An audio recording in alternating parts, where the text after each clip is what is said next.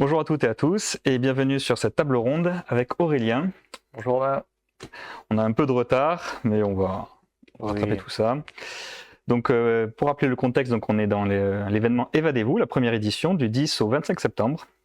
L'objectif, donc, c'est de démocratiser les écolieux tout en restant dans un canapé, même pour les viewers. Et donc pendant ces 15 jours, il y a un concours d'EcoCraft Challenge. Donc c'est un concours sur Minecraft où deux équipes s'affrontent pour créer un écolieu basé sur un vrai projet. Et à la fin, un jury va déterminer le meilleur écolieu. Et l'équipe gagnante aura des cadeaux remis à l'anniversaire qui sera donc le 4 octobre. Et pendant ces 15 jours, donc, on organise quelques tables rondes aussi, donc sur l'éco-anxiété, ou France, la jeune chambre économique et la gamification. Donc je suis venu ici avec Aurélien. Aurélien, je te laisse te présenter le lieu aussi. Merci de nous recevoir. Merci d'être venu. Donc Aurélien Serrini, moi je suis le responsable d'XP School Bordeaux. Je représente une école qui présente tous les métiers du jeu vidéo et de l'e-sport à 360. Donc on va former tous nos étudiants à Bac+3, Bac+5 sur les métiers comme l'événementiel e-sport, le marketing des jeux vidéo, la communication d'influence ou alors le game design et création qui vont nous amener petit à petit à des métiers de game producer, game designer. Donc on a vraiment une palette complète des métiers autour du jeu vidéo, de l'e-sport et du monde du secteur de l'influence. Et à travers tout ça, on a des modules de marketing des jeux vidéo qui traitent de la gamification en tant que telle. Et tout au long de la formation, on parle de ces concepts de gamification qui ont beaucoup évolué, on le verra, au cours du temps. Et voilà. Top. Et alors, on s'est rencontrés grâce à Alain Cassin, moi, qui on a fait une première table ronde sur l'éco-anxiété. Et d'ailleurs, on a deux personnes à l'association, un en stage et un en alternance, venant de cette école. Eh bien, on commence sur la gamification. Qu'est-ce que c'est? Je te laisse. En fait, la gamification a évolué et le terme a aussi, lui, changé dans sa définition plus récemment. Historiquement, la gamification, c'est aller chercher tous les codes, tous les modes d'emploi issus du jeu vidéo, du jeu de plateau, du jeu au sens large. En français, on dit la ludification. On va aller chercher tous ces outils-là et les intégrer dans des secteurs qui n'ont rien à voir avec le jeu vidéo, rien à voir avec le gaming. Ça peut être dans de la communication, dans de la vente, dans des ressources humaines, dans de la formation. Et on va vraiment prendre ce qui fonctionne et le mettre dans un autre secteur d'activité. C'était ça la gamification, c'est le point de départ. Et aujourd'hui, donc je reviendrai sur ces points-là, mais aujourd'hui on utilise surtout la gamification comme terme où on va faire une stratégie dans le jeu vidéo ou avec le jeu vidéo. Donc on peut utiliser les deux s'emploient, mais historiquement la première version est plus, on va dire, sociétale, plus marketing, il y a plus d'études sur la première étape. Très bien. Pour rentrer dans le détail du coup de comment fonctionne la gamification, les chercheurs ont trouvé 6 paliers. Il y a 6 grands axes de gamification, des outils, des éléments obligatoires à intégrer pour utiliser la gamification. Okay. Le premier, alors pour ceux qui connaissent les jeux vidéo, ça va paraître très très simple, c'est un système de points. Le système de points permet la gratification des utilisateurs, c'est-à-dire qu'il y a une action, derrière cette action-là, vous gagnez X points, tant de points. Quand on remonte à l'historique des jeux vidéo, les bornes d'arcade avaient toutes des points, et en fait, on voulait juste battre le nom du joueur qui était inscrit parce qu'on voulait faire plus de points que lui. Et derrière, vous prenez une application mobile, vous prenez des cartes de fidélité, vous allez gagner des points. En fait, on va utiliser ces concepts de points pour vous dire ok, j'ai plus de points que toi ou j'ai atteint les paliers de points. Donc c'est vraiment aller chercher cette gratification.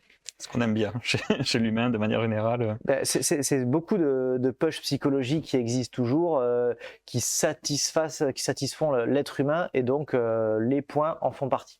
Ouais. Deuxième étape, très très connue dans le jeu vidéo, c'est les niveaux. Ouais.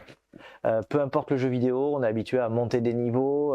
Minecraft, il y a un système de niveaux, de leveling, et ça nous amène au statut. Ça flatte un petit peu l'ego et l'être humain aime bien se représenter supérieur à d'autres via ce concept de niveau. Donc je suis niveau 10, tu es niveau 5, je suis donc supérieur à toi. Et cette fonctionnalité peut être transposable elle aussi dans plein d'autres secteurs d'activité que le jeu vidéo, que le jeu. J'ai atteint un temps de palier, je reprends ma carte de fidélité. Il y a pas mal d'années, enfin, au départ, les cartes de fidélité, on cumulait juste des bons de réduction. Starbucks notamment a fait évoluer ce modèle-là en utilisant des points, et chaque point vous fait gagner des niveaux. Et ces niveaux vous donnent accès à des récompenses qui sont des bons de réduction, des produits gratuits ou plein d'autres choses. Le fait d'avoir modifié et d'avoir utilisé des niveaux, ça a décuplé l'utilisation de cette carte de fidélité. Ça fait que les consommateurs revenaient encore plus pour gagner leur niveau. De la même façon que quand on a une appli pour faire des langues, Duolingo, je crois qu'ils le font pas mal, au lieu de vous dire vous avez fait tous les exercices, vous êtes niveau 12. En fait, moi, mon objectif, c'est d'être le niveau max, le plus haut niveau. Et ce concept-là fonctionne très très bien. Et c'est le deuxième point de la gamification. Oui, justement, je rebondis dessus parce que j'ai un ami qui a parlé de ça. Maintenant, on peut mettre par équipe Duolingo et du coup, on se compare et on essaye d'avoir plus de points que les autres. Ouais, c'est je rebondis directement dessus. Il y a le classement. Le classement est c'est le troisième grand axe de la gamification. Le classement, c'est pour la compétition. Le fait d'avoir un classement, je parlais tout à l'heure d'afficher le scoring dans les bornes d'arcade, clairement, ça démultiplie l'utilisation parce que si vous avez fini un jeu, vous n'avez plus envie d'y jouer. Si quelqu'un a fait la même chose que vous, mais plus rapidement, avec plus de points que vous, vous avez envie d'y rejouer. Et donc, ça, c'est ce qu'on appelle la fidélisation. Ça va permettre en stratégie marketing de permettre aux gens de réutiliser le produit, de revenir acheter, de reconsommer ou de battre son copain sur une appli de langue. Donc, effectivement, le classement est là pour développer l'esprit de compétition. Et donc, ça encore, ça provient du jeu vidéo et on l'utilise dans tout un tas de secteurs d'activité. J'enchaîne avec le quatrième qui sont les challenges. Les challenges pour la réalisation. Dans le jeu vidéo, souvent, on a des quêtes. On a des quêtes annexes qui pop. Pour ceux qui jouent à des jeux qu'on appelle des gachas, des jeux sur mobile, vous avez des challenges réguliers, des quêtes journalières à faire. Et ce concept-là de challenge sont là pour la réalisation. J'ai accompli quelque chose d'inatteignable. Pour ceux qui jouent à Elden Ring, ce qu'on appelle les Souls-like, le jeu a volontairement une difficulté extrême. Et le fait de réussir, de terminer le boss, de vaincre, de finir le jeu, ça veut dire que vous faites partie des cercles fermés du challenge ultime. Et ça, c'est un des points de la gamification. Nike l'a utilisé notamment en interne pour toutes ces équipes où ils donnaient des challenges de running. C'est-à-dire que on a regroupé toutes les équipes de commerciaux de Nike et en fait, ils avaient des challenges de course et ceux qui faisaient le plus de kilomètres, ils avaient des récompenses pour eux en interne. Ça peut être des dotations, ça peut être des primes, ça peut être des jours de congé. Et en fait, ils gagnaient des éléments de par ces challenges qui étaient difficiles à réaliser. Super. Et c'est pas la difficulté en tant que telle du challenge, parce que il y a des gens qui aiment ce concept de difficulté. Du coup, si dans votre stratégie vous mettez des choses difficiles à atteindre, les gens vont pousser à atteindre ça. Très connu dans le jeu vidéo, j'en parlais tout à l'heure avec Romain, c'est aller chercher les 150 Pokémon. Aller chercher, remplir votre Pokédex vous permet d'atteindre un challenge ultime et donc ça donne envie de revenir. Donc ça nous permet de créer de la fidélisation en marketing. Oui. Vas-y. Non, super intéressant. Et j'en profite d'ailleurs, qu'on est en direct, pas sur Twitch, mais sur Kik, suite à un petit problème de connexion. N'hésitez pas, vous pouvez poser aussi vos questions directement dans le chat. Voilà. Ouais. Il m'en reste deux. Un qui est une des plus connues, que tout le monde a vu, qu'on joue aux jeux vidéo ou non, parce que ça apparaît partout, c'est le concept des badges. Les badges, il n'y a qu'à voir, j'en parlais, les applications de Fitbit, de nourriture, sur les réseaux sociaux, sur tout, en fait, vous débloquez des badges, on affiche son badge. Les badges sont là pour la créativité, ça permet de développer un esprit, de se dire ok, moi j'affiche le badge que j'ai gagné, et là encore on peut y mixer de la compétitivité, on mixe du challenge, on mixe plein de choses. Le badge font partie des éléments primordiaux, et quand on démarre en gamification, on démarre souvent par les badges, parce que ça coûte rien, c'est facile à faire, et implanter des badges à côté d'un pseudo, à côté de votre identité numérique, ça vous rajoute quelque chose en plus. Donc les badges pour la complétion, on peut aussi aller vouloir gagner tous les badges. Oui, c'est ce qu'on disait aussi en plus, voilà, de côté de les collectionner, de pouvoir en avoir le plus possible. Et on disait aussi, par exemple, là, on prenait l'exemple de Discord où on avait des systèmes de badges. Exactement. Qui permettaient justement de monter un peu aussi les différents niveaux. donner envie d'aller plus loin, d'en avoir le plus possible. Et le dernier point crucial de la ludification, donc de la gamification, c'est la dimension sociale et le fait de pouvoir partager, d'échanger, de collaborer, de s'affronter, de se confronter. Ça permet de développer l'altruisme. Et le jeu vidéo, le jeu en tant que tel fonctionne énormément là-dessus. Et il n'y a rien qu'à voir depuis ce qu'on appelle l'Internet 2.0. Ça permet de laisser des choses sur le net et donc de poser des questions. Et donc la dimension sociale va nous amener à avoir le regard des autres et peut-être que si je vois mes potes qui sont sur une appli, qui sont sur un site, qui consomment un produit, je vais peut-être avoir envie d'aller aussi sur ce modèle-là. Je vois qu'il y a une question. C'est quoi un bon jeu pour vous? Alors, le bon jeu, c'est déjà, c'est qu'est-ce que tu vas aller chercher toi. Un bon jeu, pour moi, du coup, c'est surtout un jeu fun qui te fait passer du bon temps, où tu vois pas le temps passer et ça te permet aussi de t'évader. C'est quelque chose de crucial. Il y en a qui n'ont pas les mêmes attentes derrière un jeu vidéo. Il y a 4 types d'attentes. Il existe 4 types de fun. Le fun hard, le fun soft. Ces différents types de fun font que des personnes différentes vont aimer tel ou tel jeu. Il y en a qui adorent la confrontation, c'est l'e-sport. On adore affronter les autres, gagner, perdre, ça nous fait vibrer. Il y en a comme Elden Ring qui adorent le challenge. Il y en a qui détestent les jeux difficiles. Donc, ce que moi je vais trouver un bon jeu, peut-être que d'autres personnes ne vont pas aimer. Si on aime jouer avec sa famille, Mario Kart, Mario Party va être hyper bien, mais peut-être que 80% des gens vont peut-être pas aimer ces jeux-là. Donc un bon jeu pour moi, c'est un jeu que tu vas trouver fun et auquel tu vas t'amuser. Parce que derrière les designs, les graphismes, on a vu les jeux les plus beaux, on a vu des jeux en 2D, et en fait le design n'est pas critère de est-ce que c'est un bon jeu pour moi. Après, chaque personne est différente. Romain, toi, c'est quoi? Oui, moi j'avais beaucoup aimé Animal Crossing, mais parce que justement c'était le côté très soft, très joli, très calme, et qu'on peut aussi jouer entre amis. Donc je ne sais pas si on a bien répondu, mais l'idée c'est que tant que tu prends du bon temps, c'est un bon jeu. C'est un peu comme les films ou les livres. Oui, exactement. Il y a des films qui sont fait descendre par la critique et au final derrière tu t'aperçois que tu l'as regardé, moi j'ai bien aimé. Donc voilà, il n'y a pas de réelle réponse. Je disais donc qu'il y avait 2 types de gamification. Donc celle-là, celle que je vous ai donnée, c'est celle qui est un peu plus étudiée, analysée. C'est celle que beaucoup de chercheurs ont mis sur table. Aujourd'hui, on utilise ce terme-là de manière un peu différente et le langage commun a fait évoluer le terme de gamification. Aujourd'hui, on va être capable d'utiliser le mot gamification lorsque je vais faire une campagne marketing directement dans un jeu vidéo avec les jeux qu'on appelle game as a service comme Fortnite, Minecraft, où je peux faire autre chose que du jeu vidéo. Je vais rajouter Roblox. Je peux construire des choses dans un monde. On va utiliser le terme de gamification de j'ai utilisé le jeu vidéo. Donc on a une évolution, c'est pas que c'est faux ou que c'est vrai, c'est que dans le langage quotidien, on a ce double langage et par moment les idées se croisent, mais je peux aussi utiliser le terme de gamification en disant tiens, la Société Générale, ils ont sponsorisé la Coupe du Monde de rugby l'année dernière, ils ont fait tout un monde sur Fortnite, c'est de la gamification. J'ai Lacoste ou Disneyland qui pendant la crise Covid ont refait tout le parc d'attractions de Walt Disney sur Minecraft. C'est aussi de la gamification.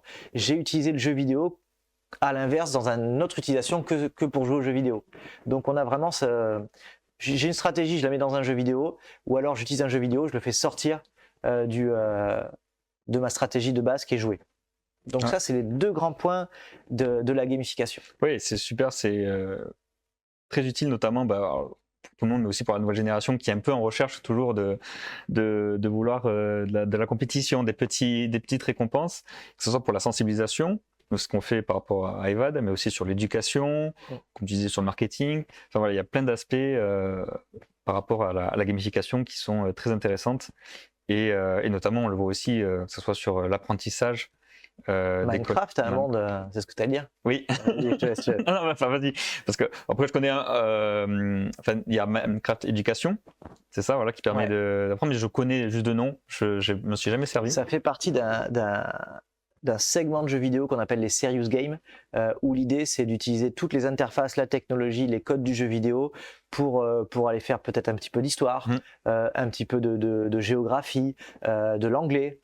Donc apprendre, ou même des métiers. Quand on va utiliser la VR pour monter en compétences, on voit souvent des vidéos où on voit des chirurgiens s'entraîner à faire des chirurgies en VR. C'est ce qu'on appelle des serious games, c'est-à-dire que c'est les studios de jeux vidéo qui fabriquent quelque chose pour autre chose que le consommateur final, le joueur de jeux vidéo. Donc il y a toute une tranche du marché qui concerne ce type de produit. Oui, et d'ailleurs là, je suis incubé au campus numérique, il y en a un qui travaille sur un serious game pour la cybersécurité. Ouais, C'est original comme sujet, pourtant on a besoin de sensibiliser là-dessus aussi. Ouais, et du coup, pourquoi aujourd'hui on parle tant de gamification? Pourquoi c'est à la mode? Tout simplement parce qu'on a eu un avancement de génération, qu'on a de plus en plus de jeunes générations qui ont consommé le jeu vidéo, qui sont nés avec. Nous, on voit chez XP, on parle beaucoup de jeux vidéo, on joue pas chez nous, mais on utilise le jeu vidéo comme vecteur, comme point d'ancrage de la pédagogie, et c'est quelque chose qui touche tout le monde. Ils ont tous les mêmes codes. Je parle de Pokémon, de Zelda, de Assassin's Creed. Ces univers-là sont très très connus, sont mainstream chez la jeunesse, et donc tous les codes de jeux vidéo, ils les comprennent, ils les acceptent.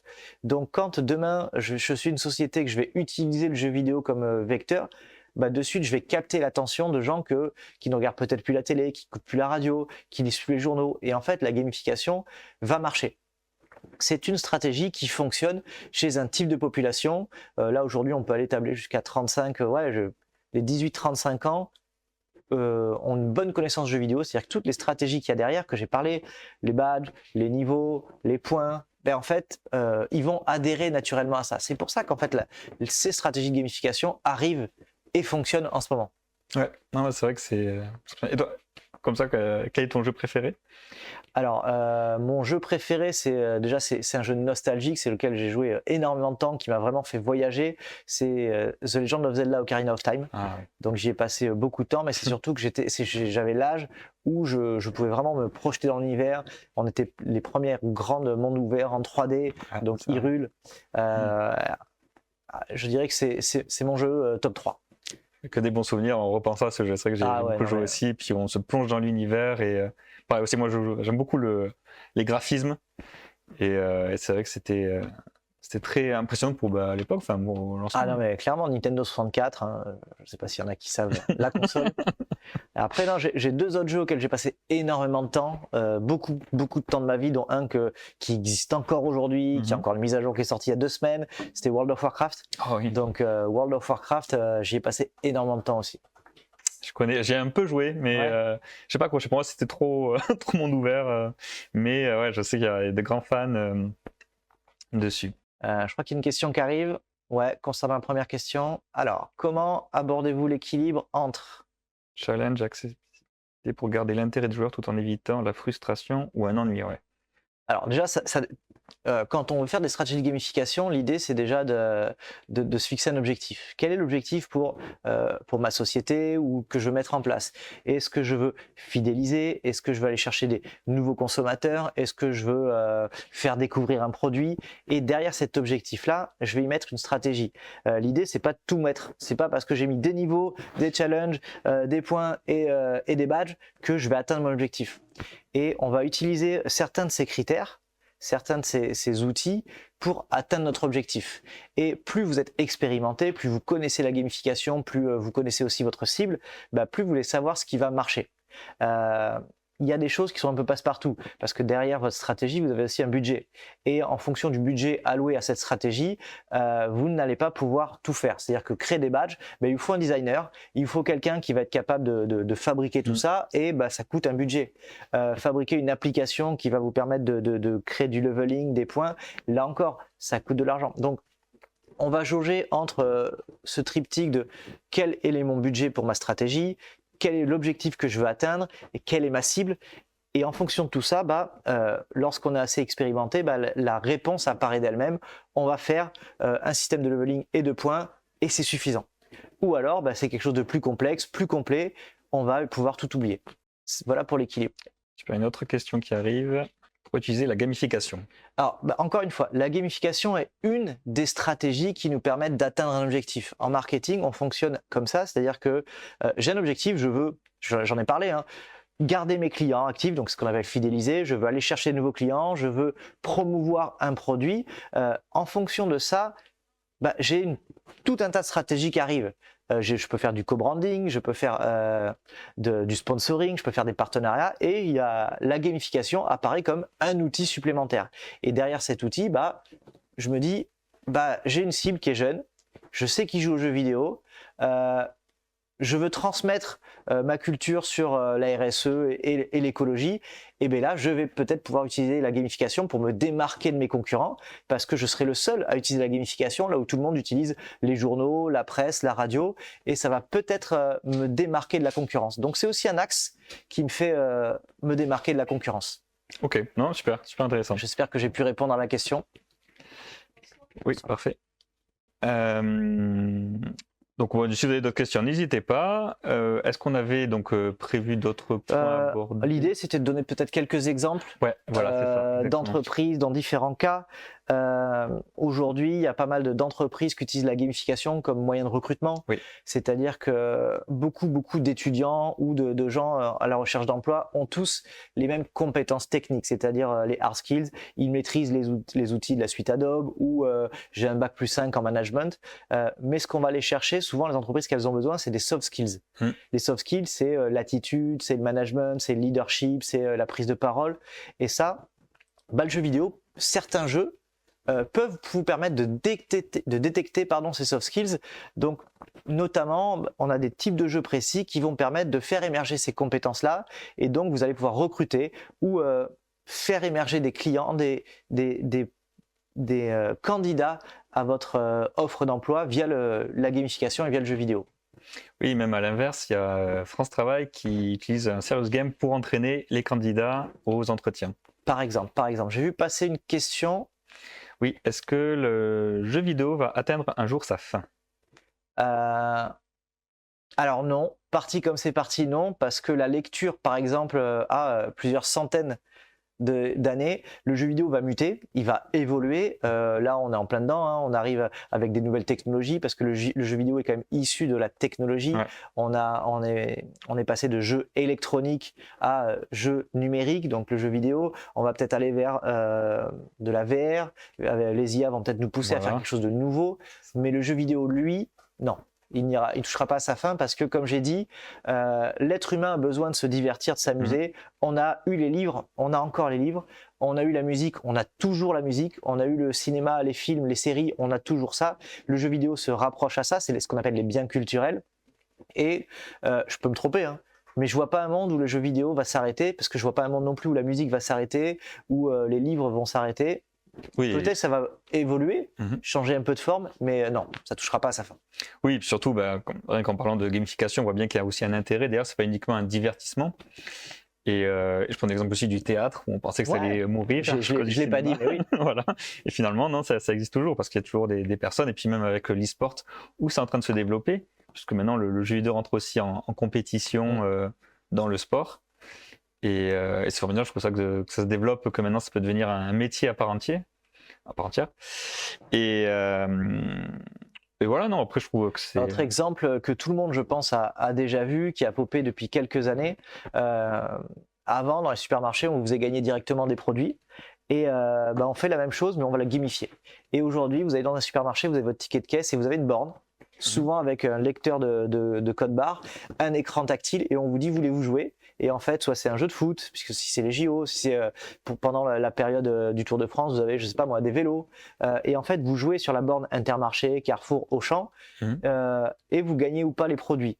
Et donc, la gamification se retrouve aussi dans les supermarchés. Donc voilà, c'est plein d'exemples. Je crois qu'il y avait une question pour toi. Et donc, quel est le lien avec Evad? Pourquoi Minecraft? Ah, parfait. Alors, bonne transition.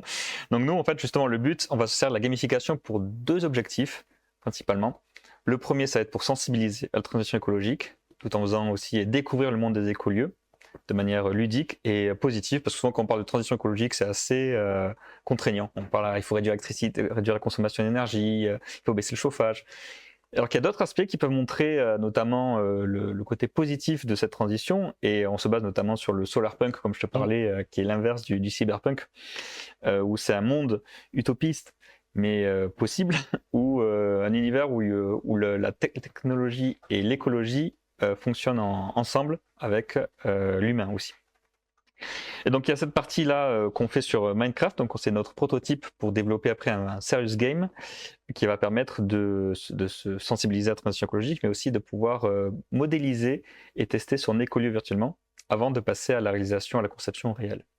Ok, ah oui, je vois. Voilà, c'est vraiment le but, c'est vraiment de pouvoir, un peu dans le but un peu de méta, c'est de pouvoir vivre virtuellement d'abord dans un monde utopiste, mais possible, pour redonner envie déjà, lutter contre l'éco-anxiété, qu'on a fait une table ronde juste avant, et une fois qu'on voit ce monde positif, se dire bah, maintenant j'ai envie de tout faire pour que ce monde soit réel. Ouais, je comprends. Et c'est vachement intéressant.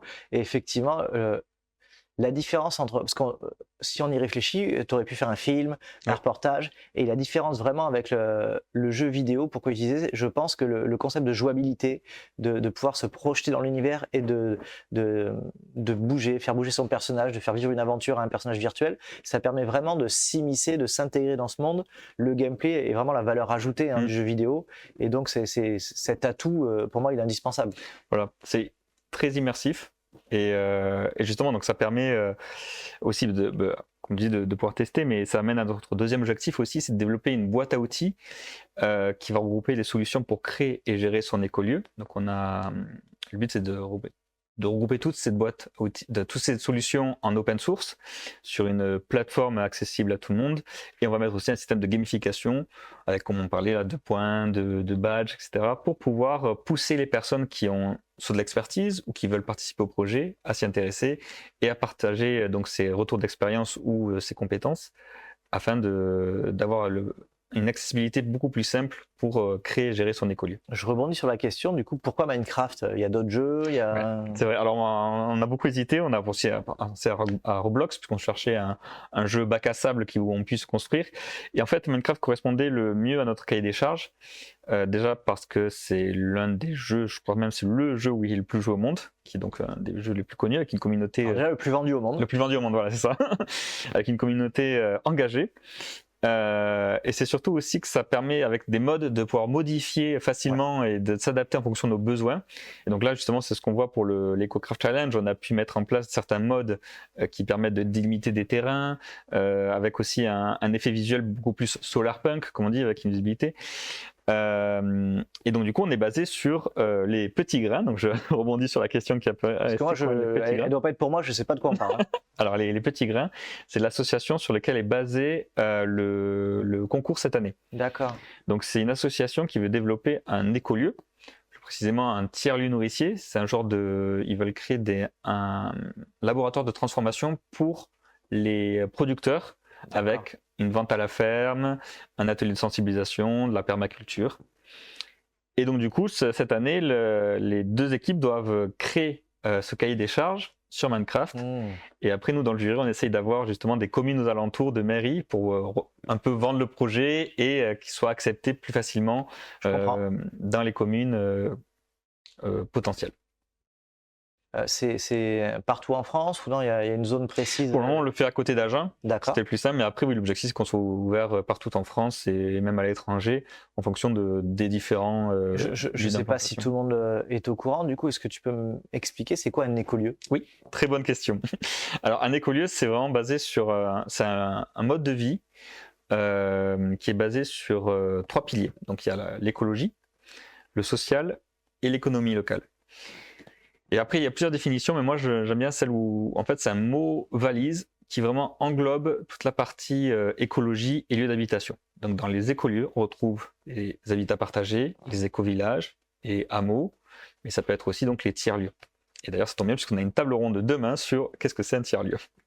Bon, n'hésitez pas à venir demain pour en savoir plus. Ok.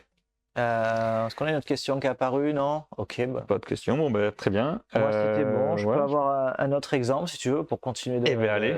d'expérimenter tout ça. McDo a une carte magique, une carte joker de leur gamification, c'est-à-dire que en période creuse, donc McDo ça tourne bien, mais ils ont une carte qui, quand les ventes baissent un peu dans certaines périodes de l'année, c'est-à-dire que c'est pas fixe, hein, ils sortent leur grand jeu Monopoly. Je pense que tout le monde connaît le jeu Monopoly, et l'idée c'est que c'est une gamification géante où vous commandez des produits, vous avez des étiquettes sur je crois que c'est les frites et les boissons, et ça vous permet de jouer au Monopoly et donc de vous faire gagner des produits de manière différente que uniquement j'ai gagné un produit ou je l'ai pas gagné. L'interface et le jeu Monopoly. Donc là, on est sur ce qu'on appelle un co-branding où on a deux marques qui s'associent, la marque Monopoly et la marque McDonald's, pour nous proposer un jeu derrière le McDo. C'est-à-dire qu'en plus de mes produits, je vais pouvoir jouer à un jeu. Ça permet quoi? Ça permet 3 gains pour McDonald's. Le premier, c'est la fidélisation. C'est-à-dire que peut-être que vous allez une fois chez McDo, une fois chez Burger King, une fois chez KFC, pendant le jeu Monopoly, vous n'allez qu'à McDo. Donc déjà, vous avez fidélisé votre clientèle. Deuxième chose, je ne sais pas si tu te rappelles le fonctionnement, mais souvent tu as un ticket sur le normal. Si tu prends le menu Best Of, tu as un deuxième ticket. Et donc en fait, on va augmenter le panier moyen, donc on va débloquer l'acte d'achat, donc on va gagner en chiffre d'affaires. Ça vous permet aussi de faire plus d'argent. Donc c'est le deuxième point. Et le troisième point, ça vous fait plus de notoriété, les gens parlent de vous, ça fait de la communication. Et donc tout ça fait que cette stratégie Monopoly marche énormément. Alors il ne faut pas l'utiliser tout le temps, mais ça fonctionne pour McDo et aujourd'hui c'est une des meilleures stratégies de gamification en termes d'atteinte d'objectifs, de réponse à des stratégies bien mises en place, nous en tout cas en marketing. Qu'est-ce que j'avais? J'en ai peut-être une dernière si tu veux. Pendant le Covid, parce que ça va reprendre un exemple que tu as donné. Je ne sais pas si vous connaissez Gémeaux, c'est une société qui fait des vêtements. Ouais. Des vêtements. Je crois que c'est petite enfance ou femme, je crois. Enfin, en tout cas, c'était la cible de cette campagne marketing. Et pendant le Covid, où les gens ne pouvaient plus aller en magasin, ils ont dû présenter leur nouvelle collection. Et en fait, ce qu'ils ont fait, c'est qu'ils ont créé sous Animal Crossing une maison où dedans, affiché au mur, il y avait toutes les nouvelles collections qu'ils avaient designées parce qu'on pouvait modifier à la main chacune des tenues dans Animal Crossing. Au tout départ, Nintendo l'a corrigé après. Ouais. Mais en fait, du coup, toute la nouvelle collection était présente dans Animal Crossing. Ils ont fait une vidéo. Après, derrière, on a rajouté beaucoup de stratégies. C'est-à-dire qu'il y avait un défilé de mode par des influenceurs dans un monde d'Animal Crossing. Mais en fait, Gémeaux a utilisé l'interface jeu vidéo qui était Animal Crossing pour y présenter sa nouvelle collection et continuer à faire des ventes. C'est-à-dire qu'il y avait des petites étiquettes avec le prix et le lien directement vers le site e-commerce de Gémeaux.fr et ça a permis de développer les ventes alors qu'il n'y avait plus aucune boutique d'ouverte puisqu'on était tous confinés à la maison. Excellent. Donc voilà la dernière stratégie qui correspond à un jeu que tu aimes bien. Mais exactement, ouais, super. Et en plus, nous, ce qu'on se dit aussi au sein d'EVAD, c'est que on va se servir du virtuel pour créer, mais aussi pour créer un écolieu et après le passer en réel, mais on va quand même garder ce côté virtuel. Parce qu'on ne sait jamais s'il y aura peut-être un autre confinement, quelque chose d'autre. Et donc, du coup, on continue de garder le lien avec les potentiels clients ou les membres de cet écolieu. Très bien. Moi, j'ai fait le tour. Hein. J'engage tout le monde à aller regarder sur Google tous les mondes qui ont été créés sur Minecraft, pour Lacoste, pour Disney, pour toutes les marques aujourd'hui ont un monde ça peut être sur Roblox où il y a même Manchester City, il y a toutes les marques de luxe sont sur Roblox. Voilà, aujourd'hui c'est incontournable. Et Fortnite avec son nouveau mode créatif Unreal Engine va aussi permettre d'avoir tout un tas d'entités de monde jeu, jouer, gamifier ou alors juste de se balader à un monde virtuel un peu comme ce on idéalise un peu le métaverse. En fait ça va être ça. Oui. On peut déjà faire des concerts sur Minecraft. Imaginez si demain, vous pouvez créer un écolieu aussi sur Minecraft, sur Fortnite, tout est ouvert aujourd'hui. Oui, ça, puis avec l'IA qui arrive aussi, c'est impressionnant. Hein. On va avoir une possibilité incroyable sur la création et la facilité aussi d'accès. Là, par exemple, on a essayé de le mettre pour le challenge, mais on n'a pas réussi. C'est de pouvoir faire de l'hyper-personnalisation. Sur Minecraft, par exemple, on veut un panneau solaire de cette taille, on le tape et l'IA va modéliser. Sur Minecraft directement ? Ouais, voilà, sur Minecraft et pouvoir après, enfin sur un logiciel d'abord et après l'importer sur Minecraft. Mais c'est formidable, c'est-à-dire qu'on peut vraiment aller sur du détail Et même, enfin, j'avais vu plusieurs conférences où il disait que l'IA va pouvoir aussi créer du monde et un univers de plus en plus poussé, et aussi des interactions avec les PNJ, personnages non joueurs. J'ai vu ça, ouais. Voilà, qui vont pouvoir être encore plus personnalisés. Enfin voilà, impressionnant. Hâte de voir ce que ça va mener. Est-ce qu'on a d'autres questions ou c'est bon? Et parfait, ben, merci beaucoup Aurélien pour cet accueil et pour cette table ronde. Voilà, n'hésitez pas, on fera un replay, et puis si jamais vous avez d'autres questions, on n'hésitera à tous les envoyer pour pouvoir y répondre. Avec grand plaisir.